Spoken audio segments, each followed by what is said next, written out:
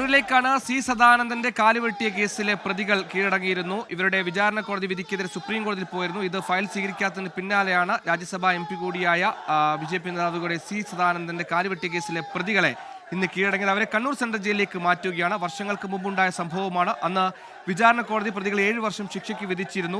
ആ ശിക്ഷാവിധിക്കെതിരെ ഹൈക്കോടതിയും സുപ്രീം കോടതി സമീപിച്ചിരുന്നു. ഒടുക്കം സുപ്രീം കോടതിയിലും വിധിക്കെതിരെ പോയതോടെ സുപ്രീം കോടതി ഫയൽ പോലും സ്വീകരിച്ചില്ല. ഇതിന് പിന്നിൽ കീഴടങ്ങൽ അനിവാര്യമായി വരികയായിരുന്നു. ഈ കേസിലാണ് ഇപ്പോൾ പ്രതികൾ കീഴടങ്ങി കണ്ണൂർ സെൻട്രൽ ജയിലിലേക്ക് പോകുന്നത്. നമ്മൾ നേരത്തെ ഈ പല കേസുകൾ കണ്ടതുപോലെ, പെരിയ കേസിലടക്കം കണ്ടതുപോലെ പ്രതികൾക്ക് വലിയ മുദ്രാവാക്യങ്ങളൊക്കെ നൽകി ജയിലിലേക്ക് യാത്ര അയക്കുന്ന ഒരു കാഴ്ച കൂടി നമ്മൾ അവിടെ കാണുന്നു. വർഷങ്ങൾക്ക് മുമ്പുണ്ടായ കേസാണ്. രാഷ്ട്രീയ വൈരത്തെ തുടർന്നുണ്ടായ കേസാണ്. ഇതിനനുബന്ധമായി ഒരുപാട് കൊലപാതകങ്ങൾ ഇതിന് പിന്നാലെ നടന്നിട്ടുണ്ട്. കണ്ണൂരിന്റെ കൊലപാതക രാഷ്ട്രീയത്തിന്റെ ഒരു ഏടുകളിലൊന്നും ഏറ്റവും പ്രധാനപ്പെട്ട സംഭവം കൂടിയായിരുന്നു ഈ പറഞ്ഞ സി സദാനന്ദന്റെ കാലുവെട്ടിയതും അതിനോടനുബന്ധിച്ചുണ്ടായ SFI നേതാവിന്റെ കൊലപാതകമൊക്കെ അടക്കമുള്ള കാര്യങ്ങൾ. അങ്ങനെ വർഷങ്ങൾക്ക് ഇപ്പുറത്തേക്ക് ഇപ്പോൾ ആ പ്രതികൾ സുപ്രീം കോടതി കൂടി അവരുടെ ഈ പറയുന്ന വിധിക്കെതിരെയുള്ള അപ്പീൽ തള്ളിയതോടെ ഇത് തന്നെയാണ്. ആശയങ്ങൾ തമ്മിലാണ്, ആയുധങ്ങൾ തമ്മിലല്ല ഏറ്റുമുട്ടേണ്ടത്. അത് കോടതി അംഗീകരിച്ചു. കോടതി അത് വിധിന്യായത്തിൽ പരാമർശിച്ചു. രണ്ടാമത്തെ കാര്യം, ഈ കേസിൽ ശിക്ഷ ഇളവ് ചോദിച്ചുകൊണ്ടാണ് അപ്പീൽ പോയത്. പക്ഷേ കോടതി വ്യക്തമായി തന്നെ പറയുകയുണ്ടായി, ഒരു കാരണവശാലും ശിക്ഷയിൽ ഇളവ് നൽകാൻ കോടതി തയ്യാറല്ല. കാരണം അങ്ങനെ ഇളവ് നൽകുകയാണെങ്കിൽ അത് സമൂഹത്തിന് തെറ്റായ ഒരു സന്ദേശം നൽകുന്നതായിരിക്കും. അതുണ്ടാകരുത് എന്ന് കോടതിക്ക് നിർബന്ധമുണ്ട് എന്നൊരു പരാമർശം കോടതിയുടേതായിട്ട് ഉണ്ടായി.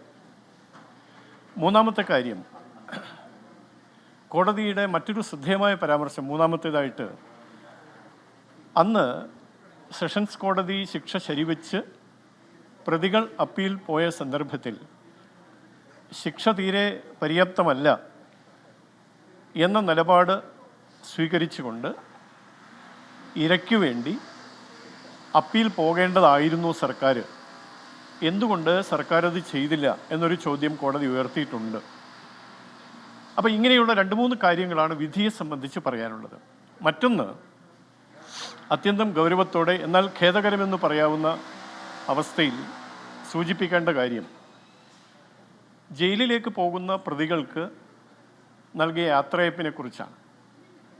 മട്ടന്നൂർ മണ്ഡലം MLA കൂടിയായിട്ടുള്ള മുൻ മന്ത്രി KK ശൈലജ ടീച്ചർ അവരുടെ നേതൃത്വത്തിൽ എല്ലാ കോടതികളും കുറ്റക്കാരാണ് എന്ന് ഏകസ്വരത്തിൽ അഭിപ്രായപ്പെടുകയും അതിൻ്റെ അടിസ്ഥാനത്തിൽ ശിക്ഷ സ്വീകരിക്കാനായി പോവുകയും ചെയ്യുന്ന കുറ്റവാളികൾക്ക് യാത്രയപ്പ് നൽകുകയും മുദ്രാവാക്യം വിളിക്കുകയും അതൊക്കെ അവരുടെ പാർട്ടി കാര്യമാണ്. പക്ഷേ MLA എന്നുള്ള നിലയിൽ ജനപ്രതിനിധി ഞാൻ ഉൾപ്പെടുന്ന എൻ്റെ മണ്ഡലത്തിൽ MLA ആയിട്ടുള്ള ശൈലജ ടീച്ചർ അങ്ങനെ ഒരു യാത്രയപ്പ് ചടങ്ങിന് കാർമ്മികത്വം വഹിച്ചു എന്നുള്ളത് ദൗർഭാഗ്യകരമാണ്.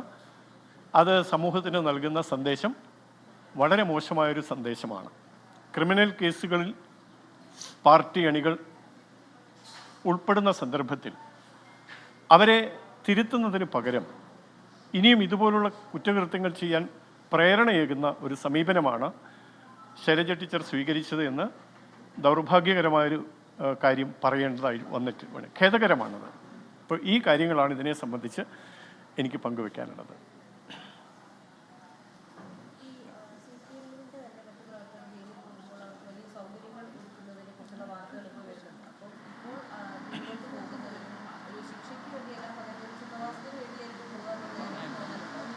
അത് തന്നെയാണ് സന്ദേശം. നമ്മൾ ഈ അടുത്ത് കൊടിസുനിയുടെയൊക്കെ വാർത്ത അത് നമ്മൾ കണ്ടതാണ്.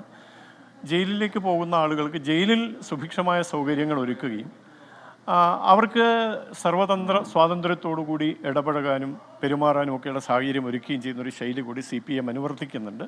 ഇതൊക്കെ സമൂഹത്തിന് തെറ്റായ സന്ദേശം നൽകുന്നത്. നമ്മളൊന്നും ആഗ്രഹിക്കാത്ത ഒന്നാണ് ഈ കക്ഷി രാഷ്ട്രീയത്തിൻ്റെ പേരിലുള്ള ആക്രമണങ്ങൾ. അപ്പോൾ ആ നിലയ്ക്ക് അതിൽ ഉൾപ്പെടുന്ന ആളുകൾക്ക് എല്ലാ സൗകര്യങ്ങളും ഒരുക്കി കൊടുക്കുക. സർക്കാർ തലത്തിൽ തന്നെ അതിന് നിയോഗിക്കപ്പെട്ട ജയിൽ ഉപദേശക സമിതിക്ക് നേതൃത്വം കൊടുക്കുന്ന നേതാക്കൾ കാർമ്മികത്വം വഹിച്ചുകൊണ്ട് ഇത്തരം കാര്യങ്ങൾ ചെയ്തു കൊടുക്കുന്നു എന്നുള്ളത് നമ്മെ സംബന്ധിച്ച് വലിയ സമൂഹത്തിന് തെറ്റായ സന്ദേശം നൽകുന്ന കാര്യമാണ് എന്നതിൽ തർക്കമില്ല.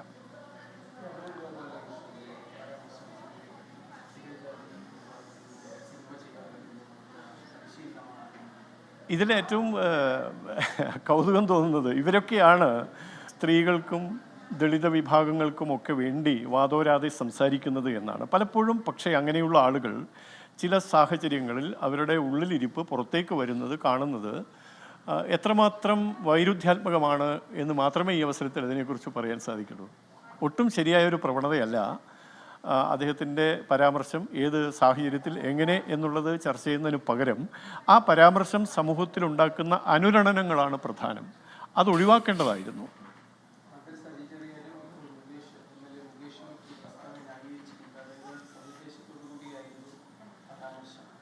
സ്വാഭാവികമാണ്. അവരത് ന്യായീകരിച്ചില്ലെങ്കിലാണ് അത്ഭുതം.